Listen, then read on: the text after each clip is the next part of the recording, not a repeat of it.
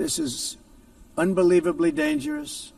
To prevent potential disasters, I'm announcing today that my administration will lead an international effort to enforce biological weapons convention, which is going to be meeting with the top leaders of the world by pioneering an AI verification system that everyone can trust.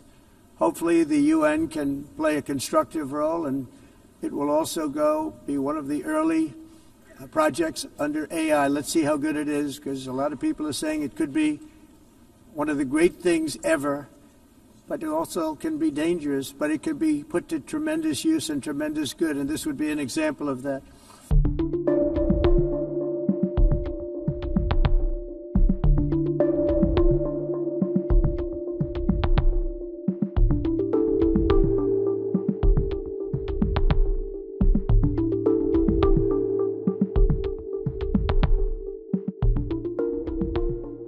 Sure, they're thrilled to hear me speak about it, but that's the way it is. I like to speak my mind and speak the truth. As we seek to reduce the threat of dangerous weapons today, I'm also calling on every nation to join us in ending the development of biological weapons once and for all. And biological is terrible, and nuclear is even beyond, and we include nuclear in that. We want to have a cessation of the development of nuclear weapons. We know, and I get to view it all the time. Sir, would you like to see? And I look at weapons that are so powerful that we just can't ever use them. If we ever use them, the world literally might come to an end. There would be no United Nations to be talking about. There would be no nothing. Just a few years ago, reckless experiments overseas gave us a devastating global pandemic. Yet despite that worldwide catastrophe, many countries are continuing extremely risky research into bioweapons and man-made pathogens. This is unbelievably dangerous. To prevent potential disasters, I'm announcing today that my administration will lead an international effort to enforce biological weapons convention, which is going to be meeting with the top leaders of the world by pioneering an AI verification system that everyone can trust. Hopefully the UN can play a constructive role, and it will also be one of the early projects under AI. Let's see how good it is, because a lot of people are saying it could be one of the great things ever, but it also can be dangerous, but it could be put to tremendous use and tremendous good, and this would be an example of that. Not only is the UN not solving the problems it should, too often, it's actually creating new problems for us to solve. The best example is the number one political issue of our time, the crisis of uncontrolled migration. It's uncontrolled. Your countries are being ruined. The United Nations is funding an assault on Western countries and their borders.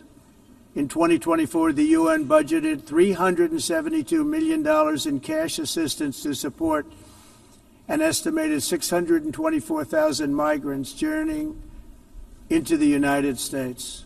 Think of that. The UN is supporting people that are illegally coming into the United States, and then we have to get them out.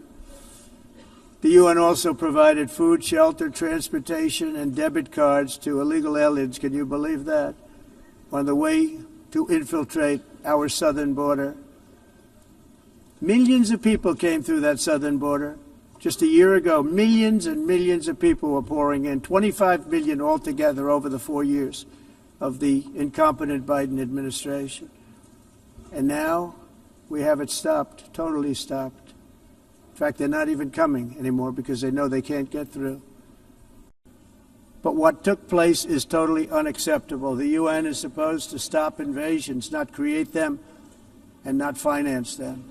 In the United States, we reject the idea that mass numbers of people from foreign lands can be permitted to travel halfway around the world, trample our borders, violate our sovereignty, cause unmitigated crime, and deplete our social safety net. We have reasserted that America belongs to the American people, and I encourage all countries to take their own stand in defense of their citizens as well. You have to do that because I see it. I'm not mentioning names. I see it, and I could call every single one of them out. You're destroying your countries. They're being destroyed. Europe is in serious trouble. They've been invaded by a force of illegal aliens like nobody's ever seen before. Illegal aliens are pouring into Europe. Nobody is ever, and nobody's doing anything to change it, to get them out. It's not sustainable. And because they choose to be politically correct, they're doing just absolutely nothing about it. And I have to say, I look at London, where you have a terrible mayor, terrible mayor, and it's been so changed.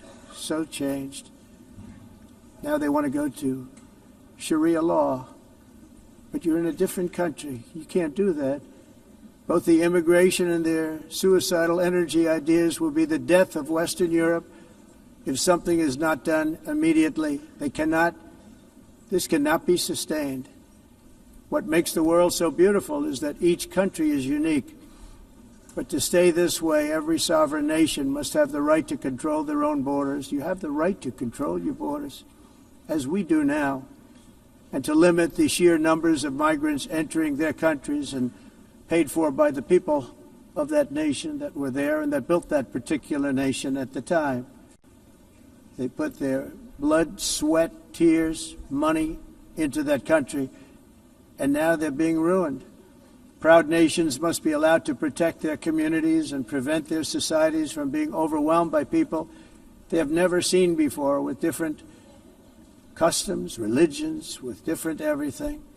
Where migrants have violated laws, lodged false asylum claims, or claimed refugee status for illegitimate reasons, they should, in many cases, be immediately sent home. And while we will always have a big heart for places and people that are struggling and truly compassionate, answers will be given. We have to solve the problem, and we have to solve it in their countries, not create new problems in our countries. And we are very helpful to a lot of countries that are just not able to send their people anymore. They used to send them to us in caravans of 25,000, 30,000 people each. These massive caravans of people pouring into our country, totally unchecked and unvetted. But not anymore.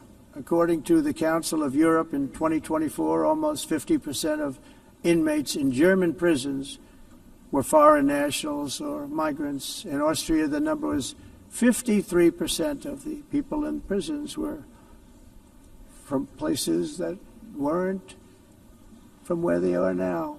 In Greece, the number was 54%, and in Switzerland, beautiful Switzerland, 72% of the people in prisons are from outside of Switzerland. When your prisons are filled with so-called asylum seekers who repaid kindness, and that's what they did, they repaid kindness with crime, it's time to end the failed experiment of open borders. You have to end it now. See, I can tell you, I'm really good at this stuff. Your countries are going to hell. In America, we've taken bold action to swiftly shut down uncontrolled migration. Once we started detaining and deporting everyone who crossed the border and removing illegal aliens from the United States, they simply stopped coming. They're not coming anymore. We're getting a lot of credit, but they're not coming anymore. This was a humanitarian act for all involved, because on the trips up, thousands of people a week were dying. Women were being raped. Nobody's ever seen anything like it. Raped, horribly beaten, raped. On the trip up, the journey up, it was a long walk. It was a long, arduous journey, indeed. And it was also a historic victory against human trafficking